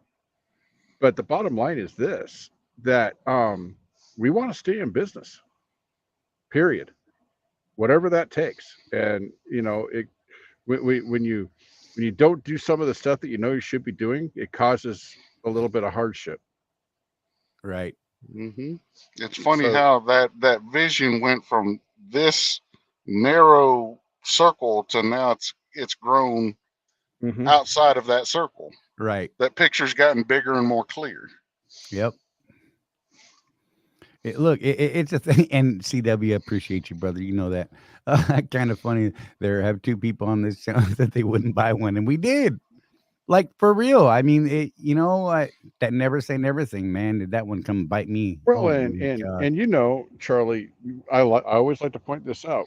It was not an easy decision for either of us. We spent hours on the phone Right. going over numbers together, and well, what if you did this instead? Or, you know, there was a lot of that between the two of us before we pulled the trigger on these new trucks. So now we're in it. I'm learning how to have a lease payment again. Kind Right. of sucks, but Right. Oh, at least yours is you lower know, than mine, bastard. yeah. He got in after they adjusted Uh-oh. prices down. It's great. hmm Yeah, for those of you that don't know, the new truck prices are back to a reasonable amount now. I'm paying $5.95 a week for 22 Cascadia, about $100 less than what Charlie's paying. Yeah. I And mean, it's one of those market things. Switch went in and saw that the market had gone back down, and they adjusted the truck prices. And I've talked to quite a few of you guys about this. And if you bought a truck last year, that was just the market, man. Roll with it. Mike Anderson said, "I'm the king of failure, yet I'm still here." No, sir, you are not the king of failure. You are the king of learning from hard mistakes, sir. We need to have Mike on to tell us some of his stories about when he was selling insurance. Oh, look, No, that was Mark Ollinger. Oh, was it? Yeah, that was Mark Ollinger. That's Mike Rogan. Henderson. Okay. Mike Henderson went through a bankruptcy, and I don't think I'm oversharing. I think he's spoken about that before, and it was over truck issues. And so yeah, we actually should get Mike on the show one day because really was it? Wait, wrong Mike. He's Anyhow, talking to me. okay, yeah. So we actually should get Mike on to talk about the things that have gone on with his past because if I'm recalling right, there's some good stories in there where some hard lessons were learned a very difficult way, and but like you said, he's still here. Mm-hmm. I don't know. Yeah. So when things went down for him, he did things I would say perfectly right. He took a step back, Right, evaluated, and then came up with a plan to get back in the game. That's right, what he did, and here he yeah, is. yep. So, hey guys, we're coming up on our hard end here. We got another damn meeting after this show, and so we got to wrap this thing up here in the next few minutes. Jeff, sorry, I didn't mean to uncheck that. Yeah, My bad. I just wanted to throw that last question up real quick, and I want to be a little snarky because I'm feeling that way right now. Let me read the question. The question is, how about a KW? What's the price? And that would necessitate me being interested in a KW. We're sorry, But it seems that we actually don't know. they are lower, but they're lower than they were last year. Yeah, I'd have to dig. I actually have a number because we had one that came out right when they were doing the drop, but I'd have to go back a couple months in my email to pull that number up. So I'm sorry I don't have that readily available. Maybe I could reach out and find out. Traditionally, really, the KWs have only been about $50 a week more in the past. Coach's ugly sweater. One of the Tesla trucks coming. Electric cars all dead and can't recharge batteries at these temps. Right. So I was having a conversation about that today with my brother out front, and all of these Teslas and electric cars, like they have to be at a certain temperature before they will even accept a charge. Wow, I didn't know that. Oh my God. Can't even charge them. You got to warm them up to get them to accept the charge. So that's the thing. That's probably a good spot to end this. You guys, I just want to say thank you all for tuning in every week. I mean, it does mean a great deal to us. Matt, don't run away right at the end. Hang out for a minute. But thank you guys for being a part of the community, throwing questions at us, listening to us knuckleheads up here on the screen talk and letting us, share our experiences with you. And hopefully you guys can learn from some of the mistakes we've made and some of the things that we talk about. And hopefully you are still, you are. We know you're still here and you're still plucking away. So be proud of yourself. I am proud of you. I'm proud of myself making it through this year. And I hope you guys can find it. It's been a tough one. It's not a great year, but you made it. You made it. And, hopefully there's nowhere to go but up from here. Give yourselves a pat on the back for making it through a hard year. Yeah. Absolutely. Definitely. Jeff, final thought? I think you summed it up pretty good.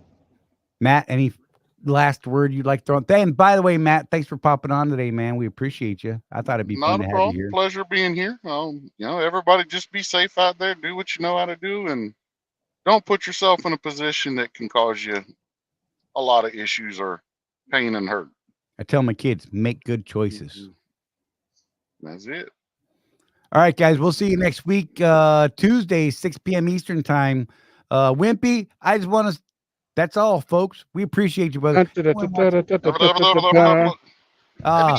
us a copyright struck. But on that note, you guys, if you're watching this on the replay and you made it to this point right here, I want you to say, I made it. Put it down there in the comments. We appreciate you guys. We'll see you next week, 6 p.m. Eastern time, Tuesdays. We'll see you guys. Be safe. Take care of each other. Remember, there's no one out here taking care of us but us. We got to look after each other, guys. Be safe. And